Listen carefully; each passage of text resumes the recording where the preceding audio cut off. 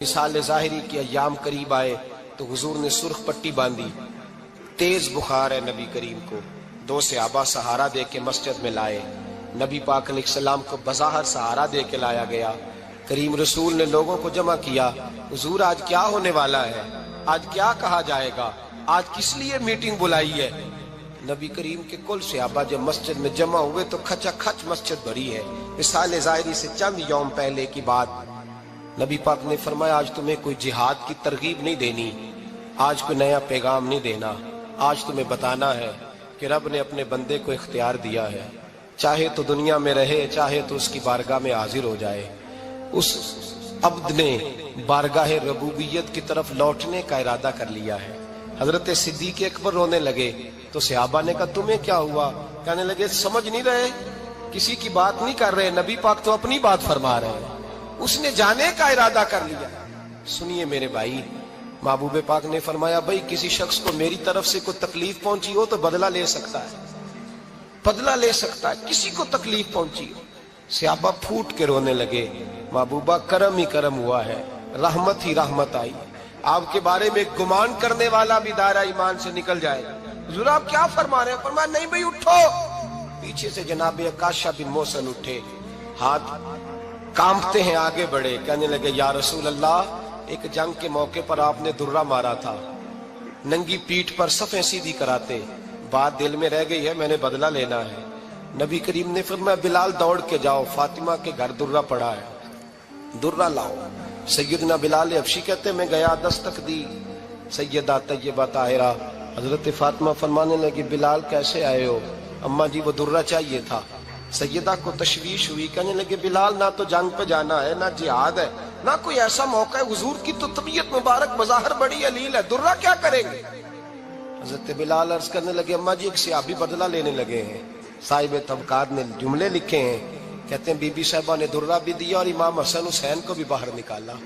فرمانے لگی عکاشہ سے کہنا 100 درے مارے، ان دو شہزادوں کے جسم پر نبی پاک کے قریب نہ جائے، میں نے 2 بچے پیدا ہی اپنے محبوب پر قربان کرنے کے لیے کیے، ان کو لے جائے۔ حضرت بلال کہتے ہیں میں 2 شہزادے لے کے آیا، اور جب دروازے میں میں لے کے پہنچا تو نبی پاک نے دیکھا تو آنکھوں میں آنسو آ گئے۔ فرمایا ان کو بٹھا دو، مجھے پتا ہے فاطمہ نے کیا کہہ کے بھیجا ہے۔ حضرت سیدنا بلال فرماتے ہیں درہ میں نے جناب عکاشہ کو دیا، حضرت عکاشہ درہ لے کے آگے جو بڑھے تو حضرت ابوبکر صدیق نے ان کے پیروں پہ ہاتھ رکھا، فرمایا عکاشہ میری طرف آ یار، مجھے مار درے، نبی پاک کے قریب نہ جا۔ مصطفیٰ کریم نے فرمایا ابوبکر تو ہٹ جا، اسے آنے دے۔ فرماتے ہیں میں چند قدم آگے گیا تو مولا علی شیر خدا نے میرے پیر پہ ہاتھ رکھا، کہنے لگے عکاشہ سوچ تو صحیح تو کیا کر رہا ہے؟ حضور نے فرمایا علی ہٹ جاؤ، میرا اور ان کا معاملہ ہے۔ جناب عکاشہ آگے بڑھ رہے، نبی کریم نے فرمایا میں اپنی امت کو درس دینا چاہتا ہوں، خبردار خبردار زندگی میں تمہارے ہاتھ سے زبان سے کسی کو تکلیف نہ پہنچنے پائے، خبردار یاد رکھنا وہ معاشرے بگڑ جاتے ہیں، وہ معاشرے تباہ کر دیے جاتے ہیں جہاں ظلم ہوتا ہے، جہاں زیادتی ہوتی ہے، جہاں لوگوں کو ستایا جاتا ہے۔ محبوب کریم کے قریب آئے حضرت عکاشہ، کہا حضور میری پیٹھ ننگی تھی، آپ بھی ذرا کپڑا ہٹائیے۔ نبی کریم نے پیٹھ سے کپڑا ہٹایا، جناب عکاشہ نے درہ جو اٹھایا تو صحابہ کی چیخیں نکلی، حضرت عکاشہ نے درہ دور پھینکا، حضور کے بطن اطہر سے لپٹ گئے، چومنے لگے، کہنے لگے حضور وہ تو صفیں سیدھی کراتے لگ گیا تھا، آپ نے کہاں مارا تھا؟ یا رسول اللہ میں تو بہانہ بنا رہا تھا کہ جاتی دفعہ مجھے وجود چومنے کا موقع نصیب ہو جائے، مجھے یہ موقع نصیب ہو جائے۔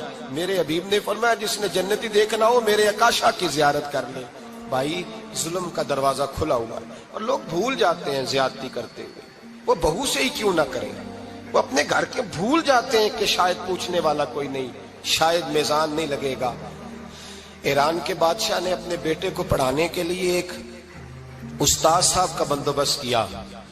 استاد صاحب کو کہا کہ میرے بچے کو دین پڑھائیے، میں چاہتا ہوں کل اس نے عنان حکومت کو سنبھالنا ہے تو یہ دین سے آگاہ ہو جائے، اس کو کچھ سکھائیے پڑھائیے۔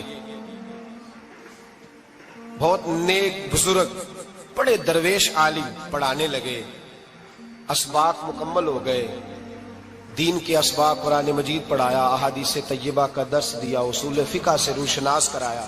جب بچے نے مکمل تعلیم حاصل کر لی اور آمین ہو گئی، دستار ہو گئی، فارغ ہو گئے، تو پھر ایک دن استاد صاحب نے کہا بیٹے کل تم نے ضرور آنا ہے، کچھ بات کرنی ہے۔ شہزادہ گیا ملنے استاد صاحب سے، استاد صاحب نے کنڈی لگا لی، ہاتھ میں درہ پکڑ لیا، مار مار کے پورے وجود کو زخمی کر دیا، کوئی غلطی نہیں، کوئی بات نہیں، مارا۔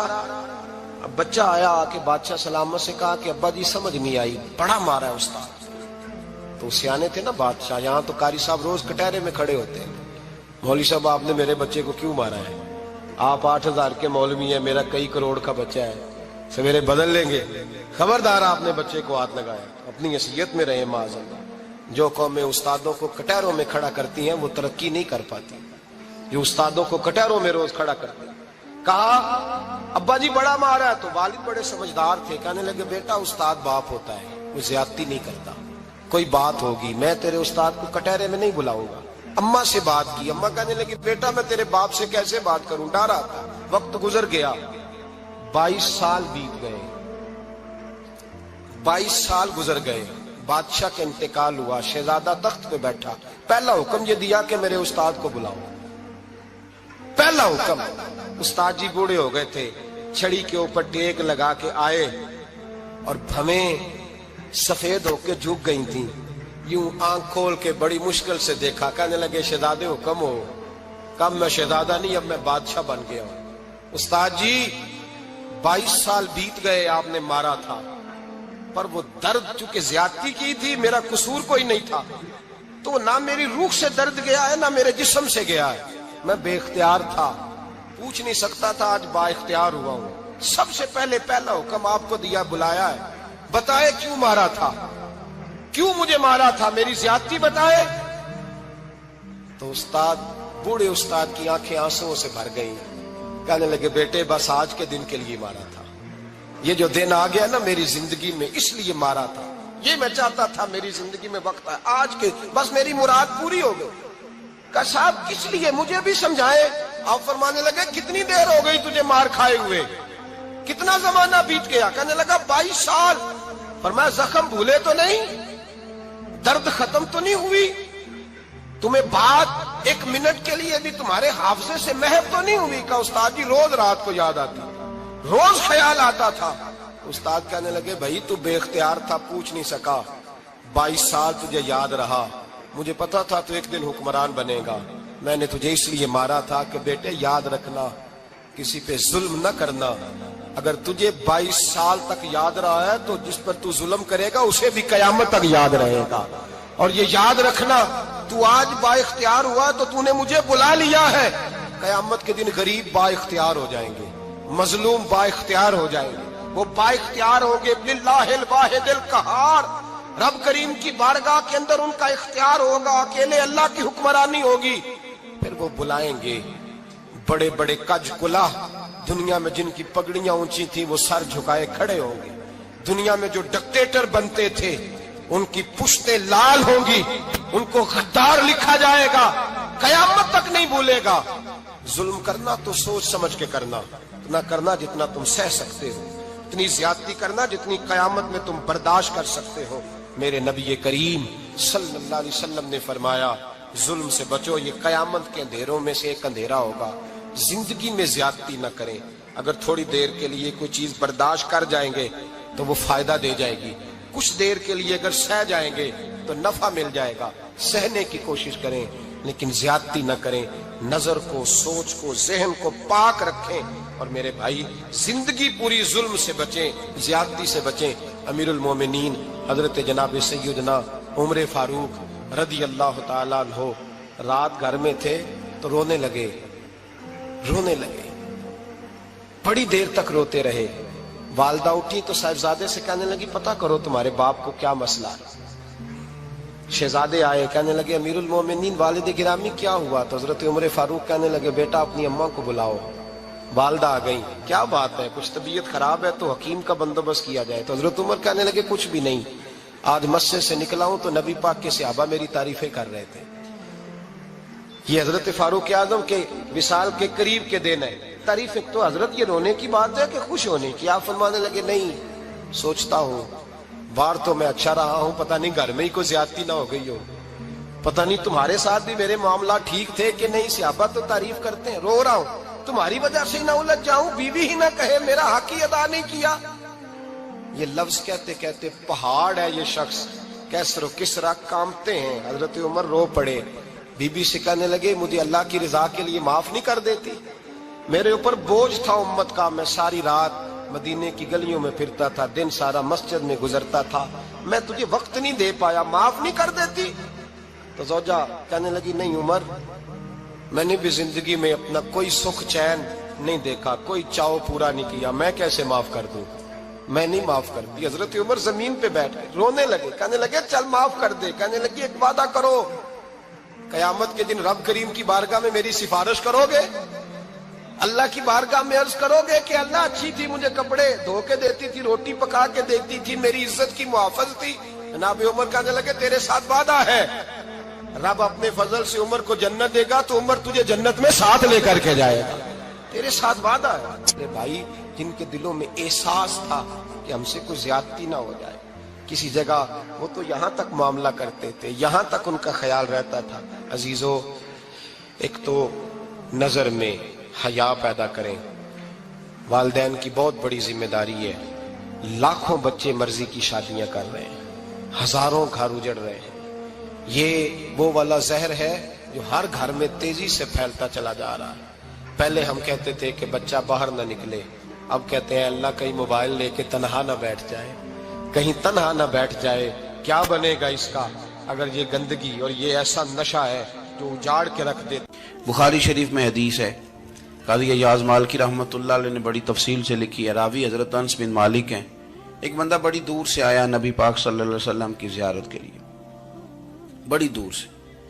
عرب کے جو سردار ہوتے تھے ان کے بڑے ناز نخرے ہوتے تھے، وہ خیر آج بھی ہیں، پروٹوکول کا ماحول آج بھی، یعنی وزیر صاحب کے آگے دو چار گاڑیاں نہ ہوں تو ان کو مزہ ہی نہیں آتا، پولیس والے آگے پیچھے بھاگیں تو حالانکہ ان کو نہیں پتا کہ جو پولیس والے آگے پیچھے بھاگ رہے ہیں نا، یہ حکومت بدلی تو گرفتار کرنے بھی انہوں نے آنا ہے، لیکن وہ بڑا مزہ آتا ہے جب لوگ گاڑی کے پیچھے بھاگتے ہیں۔ کیا بات ہے جناب، بڑی بات۔ اور ہماری طبیعتوں میں پتہ نہیں کون سی، تو نبی پاک صلی اللہ علیہ وسلم کی خدمت میں وہ شخص بڑی دور سے آیا، تو عرب کے بادشاہوں کا مزاج تھا، پروٹوکول بڑا چاہتے تھے، ان کا تو یہ طریقہ تھا کہ حکمرانی کرنی ہے جیسے بھی ہو۔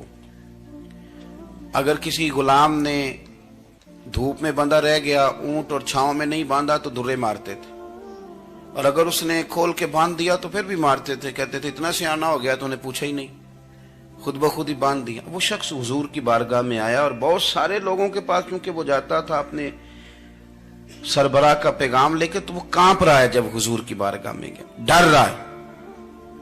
اب ذرا بات کو سمجھنا، نبی پاک صلی اللہ علیہ وسلم نے اس سے فرمایا کیوں ڈرتے ہو؟ سادہ آدمی ہے، دیہاتی ہے، بدو ہے۔ اللہ کے رسول نے تھپ کی دی، کیوں ڈرتے ہو؟ تو کہتے حضور مجھے آداب نہیں آتے اور مجھے ڈر آتا ہے، کوئی بات اگر ایسی ہو گئی، آپ مدینے کی حکومت کے سربراہ ہیں، تو کہیں آپ ناراض نہ ہو جائیں۔ حضرت انس بن مالک فرماتے ہیں بات کہاں کی تھی، پہنچ کہاں گئی؟ جب اس نے یہ کہا نا کہ آپ تو حکومت کے سربراہ ہیں، کہیں کوئی غلطی نہ مجھ سے ہو جائے، تو نبی پاک کی آنکھوں میں آنسو آ گئے، حضور رونے لگے، اور نبی پاک صلی اللہ علیہ وسلم فرمانے لگے نہ بھائی، تو کسی حکومت کے سربراہ کے پاس نہیں آیا، نہ تو اس بیٹے کے پاس آیا ہے جس کی ماں گوشت کے خشک ٹکڑے کھا کے بھی گزارا کر لے گی۔ میں تو ایک غریب ماں کا بیٹا ہوں۔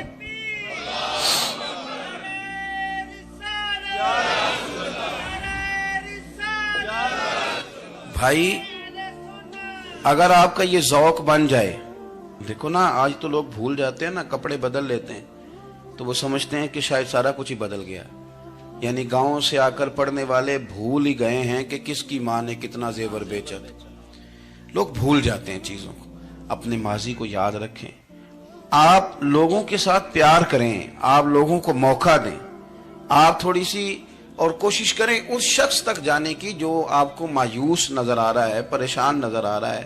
یہ ہمیں میلاد والے محبوب صلی اللہ علیہ وسلم نے درس دیا۔ ایک اور پہلو، حضور سید عالم صلی اللہ علیہ وسلم نے، ہمارے ہاں نا ابھی بھی برادری کی تقسیم ہے، ابھی بھی، اور کچھ میں نے ایسے کمزور لوگ بھی دیکھے. یہ اس طرح کی حرکتیں ہارے ہوئے لوگ کرتے ہیں. ہارے ہوئے لوگ جو اپنے آپ کو سمجھتے ہیں کہ میں کوئی بڑا آدمی ہوں. بڑا آدمی تو اپنے اخلاق سے ہوتا ہے, اپنے کردار سے ہوتا ہے, اپنی سخاوت سے ہوتا ہے, لوگوں سے پیار کرنے سے ہوتا ہے. باقی یہ کہ بیٹھ کے کہانی سنانا کہ میں بڑا کچھ کرتا ہوں, تو جو کچھ کرتا ہوتا ہے اسے سنانے کی کوئی ضرورت ہے. ایک اور بہت سارے لوگ آپ تعزیت کرنے جائیں نا والد کے انتقال کے بعد, تو ان بیچاروں کو بتانا پڑتا ہے کہ ابا جی میرے بغیر دوائی نہیں کھاتے تھے. تو میں کہتا ہوں اگر تیرے بغیر نہیں کھاتے تھے پھر بتانے کی ضرورت نہیں, پھر تو سارے گاؤں کو پتا ہوگا کہ تیرے بغیر نہیں کھاتے تھے. اور اگر کوئی دال میں کالا ہے تو پھر تیری وضاحت کوئی بندہ قبول نہیں کرے گا. تو آپ کو بتانا کیوں پڑ رہا ہے, اور آپ بار بار اس بات کا ذکر کیوں کر رہے ہیں کہ ہم بہت بڑے قبیلے کے ہیں؟ صاحب اگر آپ بڑے قبیلے کے ہیں تو پتا ہوگا سارے علاقے کو آپ کتنا لوگوں کا خیال کرتے ہیں, آپ کس قدر محبت کرتے ہیں, آپ کا انداز کریمانہ کس طرح کا. پھر آپ کو بتانے کی کوئی ضرورت نہیں ہوتی, پھر خود بخود خبر ہوتی. حضرت سیدنا ابو ذر غفاری رضی اللہ تعالیٰ عنہ, قبیلہ بنو غفار ایک بڑی شاخ تھی قبیلوں میں سے. جو لوگ اس زمانے میں مالدار قبیلوں سے تعلق رکھتے تھے ان میں سے ایک بڑا نام تھا. ساری زندگی چودراہٹ کی, لیکن میلاد ایک انقلاب کا نام ہے. میں میلاد منانے والے دوستوں سے گزارش کرتا ہوں کہ آپ ہر سال میلاد منائیں, اور ہر سال میلاد کے بعد آپ تھوڑے بدل بھی جائیں, یعنی تھوڑے سے بدل جائیں. کچھ لوگ کہیں یار یہ داڑھی میں نے نا 12 ربیع الاول والے دن رکھی تھی, یہ میری میلاد والی داڑھی ہے. اور داڑھی رکھیں بھی نبی پاک کی مرضی کی. کس کی مرضی کی؟ نہ ناراض ہو جائے جی میں ٹور چلا بس. کس مرضی کی جی؟ اپنی مرضی کے نہیں. داڑھی کا وزن کو نہیں ہوتا کہ پوری مٹھی رکھیں گے تو آپ کو کوئی دقت ہوگی, کوئی وزن نہیں. پوری رکھیں, جو حضور کا طریقہ مبارکہ ہے جو ہمیں ملتا ہے اس پر آپ توجہ فرمائیں. تو میں جو بات عرض کرنے جا رہا ہوں وہ میلاد انقلاب ہے. حضور سید عالم صلی اللہ علیہ وسلم کی بارگاہ میں آنے سے پہلے لوگ کچھ اور ہوتے تھے, اور یہاں سے ہو کے جاتے تھے تو پھر ان میں تبدیلی آتی تھی. میں سارا دن کرامتیں سناؤں نا کسی کو اپنے پیر صاحب کی, اور اپنے گھر میں بھی کہ میرے حضرت بڑے, میرے استاد بڑے, لیکن بیوی کے ساتھ اگر میں ترش لہجے میں بات کروں گا تو وہ کہے گی یہ سکھاندے نے تینوں پیر صاحب. دوست کہیں گے یہ سکھاتے ہیں آپ. تو آپ کی کہانیاں نہیں چلتی, آپ کا کردار چلتا ہے. حضرت ابو ذر غفاری رضی اللہ تعالیٰ عنہ فرماتے ہیں چونکہ میں چودھری تھا, سیدنا بلال حبشی رضی اللہ تعالیٰ عنہ کے پاس میں بیٹھا تھا.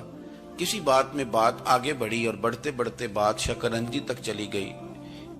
رائے کے اختلاف نے باتوں میں تلخی پیدا کر دی, اور جب تھوڑے لفظ اور تیز ہوئے تو میں نے انہیں کہہ دیا چپ کر, تو ابشن کا بیٹا ہے. کس کے بیٹے تھے حضرت بلال؟ کہتے ہیں جب انہوں نے مجھے کہا تو میرا دل بڑا ٹوٹا, لیکن میں نے ارادہ کیا کہ میں نے حضور کی بارگاہ میں نہیں عرض کرنی. اب ہر بات کی ہم حضور کی بارگاہ میں شکایت کریں. لیکن میں جا کے مسجد میں بیٹھا, اور جب سرکار آئے نا, ارادہ نہیں تھا کہ عرض کروں گا, لیکن حضور کا چہرہ دیکھا تو دکھ میرا خود ہی تازہ ہو گیا. رونے کا بھی تو تب ہی مزہ آتا نا کوئی اپنا ملے تو. فرماتے ہیں کہ میرے آنسو نا بغیر اختیار کے چھلک پڑے, اور میں کھل کے روئے, کھل کے. قربان جاؤں محبوب کے بھی حضور نے پاس نہیں بلایا, بلکہ نبی پاک اٹھ کے خود میرے پاس آئے اور مجھے کندھوں سے پکڑ کے سینے سے لگایا. اور جب میں کھل کے رو لیا تو حضور میرے آنسو پوچھنے لگے. کچھ شعر ایسے ہوتے ہیں جو کسی نے کہے ہوتے ہیں, اور کہنے والا جو ہوتا ہے وہ صاحب حال ہوتا ہے, تو اس میں کچھ خوبصورتی زیادہ ہی ہو جاتی ہے. ایک پنجابی کے شاعر ہمارے گجرات میں گزرے, بزرگ تھے, ان کا ایک شعر ہے, وہ کہتے ہیں ایک واری میری آنکھیاں چوں اونا نے اتھرو پونجے سن. ایک واری میری آنکھیاں چوں اونا نے اتھرو پونجے سن, ہن تے چسکا پہ گیا رونے دا. ایک واری میری آنکھیاں چوں اونا نے اتھرو پونجے سن, ہن تے چسکا پہ گیا رونے دا, تے ہر ویلے آہو زاری دا. تو میں روز رونے لگا ہوں, مزہ ہی بڑا آیا ہے جب سے محبوب نے چپ کرانا شروع کیا میرے عزیز. اور پھر حضرت بلال حبشی رضی اللہ تعالیٰ عنہ چونکہ حضور کے غلام تھے, اور انہیں پتا تھا کہ سرکار میری ناز برداری کرتے ہیں, حضور نے چپ کرایا. فرمایا کیوں روتے ہو؟ تو عرض کرنے لگے یا رسول اللہ صلی اللہ علیہ وسلم, اگر میں ابشن کا بیٹا ہوں تو میری تو غلطی کوئی نہیں نا, یہ تو تقسیم اللہ کی ہے نا.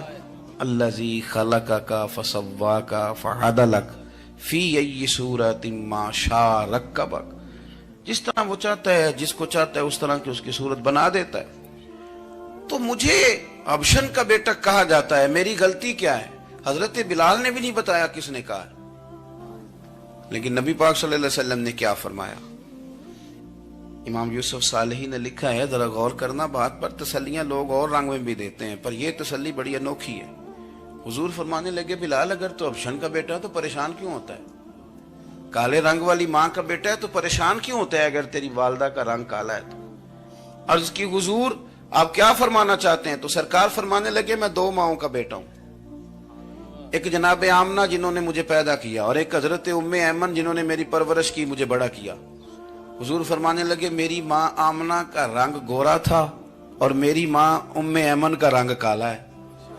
تو فرمایا اگر تجھے کسی نے کالے رنگ والی ماں کا بیٹا کہا تو اسے کہہ دینا مدینے والے محبوب کے بھی تو ایک والدہ کا رنگ کالا ہے، تو کہہ دینا.